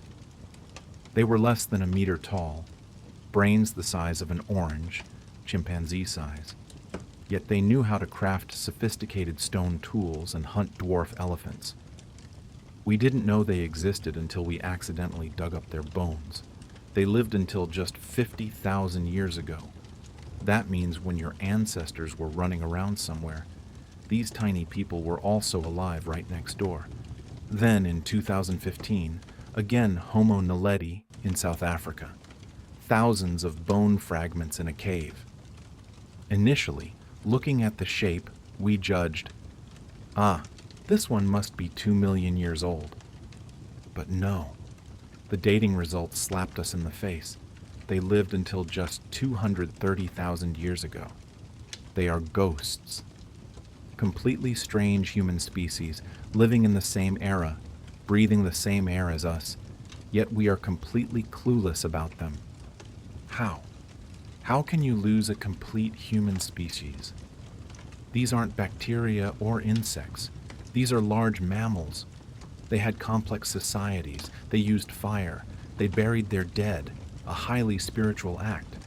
They walked, ate, lived. They should have left footprints, trash, and tools everywhere. According to probability theory, the fossil record should be overflowing with their bones. But no, they are suspiciously absent. They are like ghosts walking through history without leaving a trace unless there was some force, a great erasing machine that cleaned up the scene before we could arrive.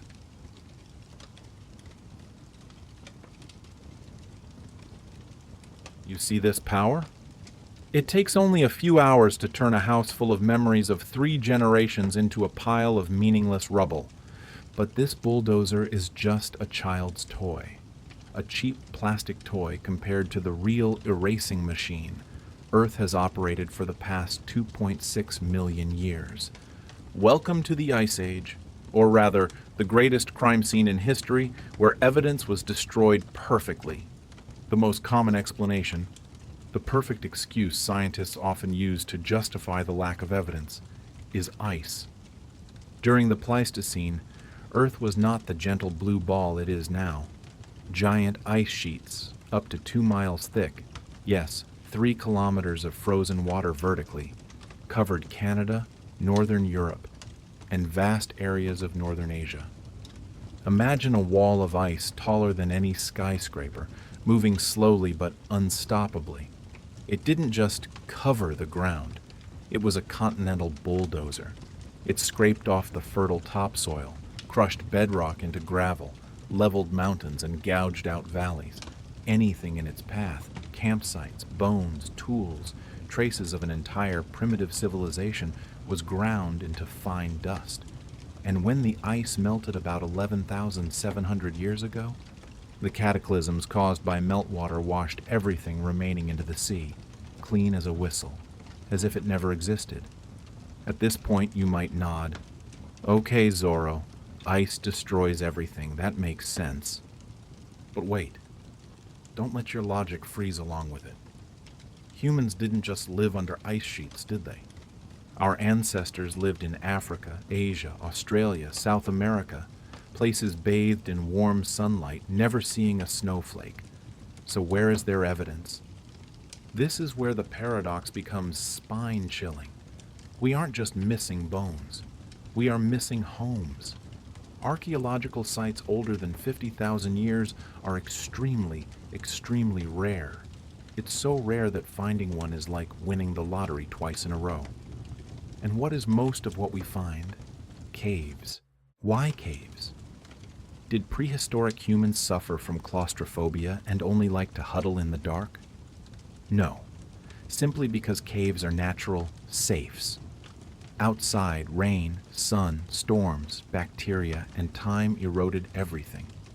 Only in caves did evidence have a chance to survive. But here is the absurdity. In the Pleistocene, there were millions of people scattered across many continents for hundreds of thousands of years. Every day they had to eat, sleep, craft tools. Let's do a little math. A hunter makes a stone knife, uses it for a few weeks, then throws it away to make a new one. Millions of people, hundreds of thousands of years. Multiply it. We should have billions of artifacts. Every eroding riverbank should sparkle with the glint of piles of stone tools. The archaeological record should be as dense as a modern city dump. But in reality, sparse, fragmented, giant time gaps where we have absolutely nothing in hand, an entire human civilization actively bustling for millennia, and what remains are just a few scattered crumbs. And if the disappearance of humans isn't enough to give you a headache, let's talk about their victims. The extinction of megafauna, large animals. About 50,000 to 10,000 years ago, Earth was like a mammalian version of Jurassic Park. Woolly mammoths, saber-toothed tigers, giant ground sloths the size of elephants, woolly rhinos. Then suddenly, pop! They disappeared. North America lost 34 genera of large animals. South America lost 50 genera. Australia was wiped clean of large beasts. This timing coincides perfectly with when humans appeared and spread. The correlation is too clear. We arrived, they died. The culprit? Homo sapiens. Motive? Hunger. But there is that damn but again. If we were mass murderers, hunting hundreds of giant animal species to extinction across continents, where is the crime scene? We have a few kill sites, a few mammoth skeletons with spear points stuck in their ribs. Sure we do. But we are talking about planetary-level extinction. There should be thousands of giant boneyards, open-air slaughterhouses where our ancestors butchered mammoths generation after generation, mountains of bones piled up proving humanity's insatiable appetite. Where are they? Most archaeologists shrug and say, probably preservation bias. Erosion ruined it all. That explanation sounds plausible until you realize the scale of the deficit. You cannot hide millions of giant elephant carcasses with just a bit of rain and wind. Something else is missing. A giant piece of the puzzle lies in a place we least suspect. We searched on mountains. We searched in caves. We dug up deserts. But perhaps we were looking in the wrong place from the start. The biggest secret of the Pleistocene, and possibly the key to decoding the disappearance of our ancestors, lies in the place we use for vacations today.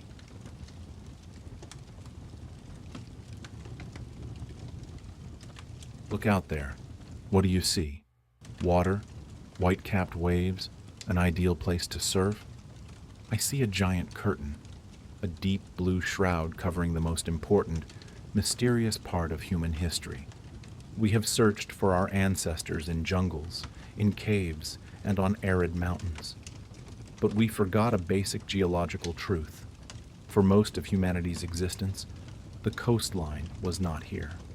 It was out there, under hundreds of meters of cold water. Let's turn the clock back to the Ice Age. When giant ice sheets imprisoned the world's water, global sea levels were 300 to 400 feet, 90 to 120 meters, lower than today. What does that number mean? Imagine a 40-story building submerged in water. That is the depth the ocean receded. And when the water receded, land was exposed. Giant continental shelves. Look at this map. The Bering Strait between Russia and America. Back then it was a lush green grassy steppe thousands of miles wide. The fragmented Indonesian archipelago of today? Back then, it was a massive landmass called Sundaland, larger than the Indian subcontinent. The Persian Gulf? There was no Gulf. It was a fertile river valley, a true Garden of Eden. These were not marginal wastelands. This was prime real estate. This was where the climate was mildest, food sources most abundant from both the sea and land. According to survival logic, this is exactly where humans would have concentrated most densely, developed most robustly. And guess what? All of it is gone. The end of the Ice Age was not as gentle as a spring poem. It was a catastrophe. When the ice melted, sea levels didn't rise millimeter by millimeter politely. It attacked. Geologists call them meltwater pulses. Ocean levels skyrocketed 10, 20 feet, 3 to 6 meters in just a few decades, maybe even faster. Put yourself in their shoes. You live in a beautiful coastal village, and then, within just one lifetime, you see the ocean swallow your homeland, advancing miles inland. Sacred temples, settlements, relics of ancestors, all sinking gradually into eternal darkness. It was a real Great Flood event. It wiped out millions of square miles of human living space. And cruelly, it turned the most critical archaeological evidence into something inaccessible. This is the most ridiculous thing of the 21st century. We have a more detailed map of the surface of Mars than the seabed right off our own coast. We, the archaeologists, are like a drunkard looking for lost keys under a street lamp. A passerby asks, "Did you drop your keys here?" The drunkard answers, "No, I dropped them in that pitch-black park over there. But the light is here." We dig on land because it is easy, but the key to history lies underwater. Occasionally we dive into shallow waters and find miracles. Submerged caves with ancient paintings, stone tools lying amidst coral. But that is just scratching the surface. Beneath meters-thick sediment on the ocean floor is an entire library of Alexandria of prehistory waiting to be read. And this is where I must pose a question that makes many mainstream historians uncomfortable. If we are missing giant puzzle pieces of space, submerged continents, and time hundreds of thousands of years, then how dare we firmly assert that humans before 10,000 years ago were just simple hunter-gatherers? Textbooks say, agriculture and complex societies appeared only recently. Before that, we wandered, homeless, unorganized. But what is that story built on? Based on remnants left in arid, remote lands where humans were forced to migrate to, or makeshift caves. What if more complex, more permanently settled societies actually existed in the Pleistocene? But they lived in the best places, the bountiful coasts, and now their ruins lie under 100 meters of seawater, crushed by coral and time. I'm not talking about Atlantis with flying ships or energy crystals. I'm talking about the possibility that human civilized history is much deeper, more complex, and more tragic than we imagine. We stand here, proud of our knowledge, but in reality, we are standing on the edge of an abyss of knowledge. Human history is not a straight line moving forward. It is a crumpled jigsaw puzzle, half burned, and the rest thrown to the bottom of the sea. The ghosts of the Pliocene, the mysterious Denisovan brothers, and civilizations that might have been drowned. They are still there, in the dark, waiting for us to be brave enough, and technologically advanced enough, to drag them into the light. Until then, history remains just a story written by survivors. On the high grounds. I am Zorro, and this is Dark History. See you in the darkness.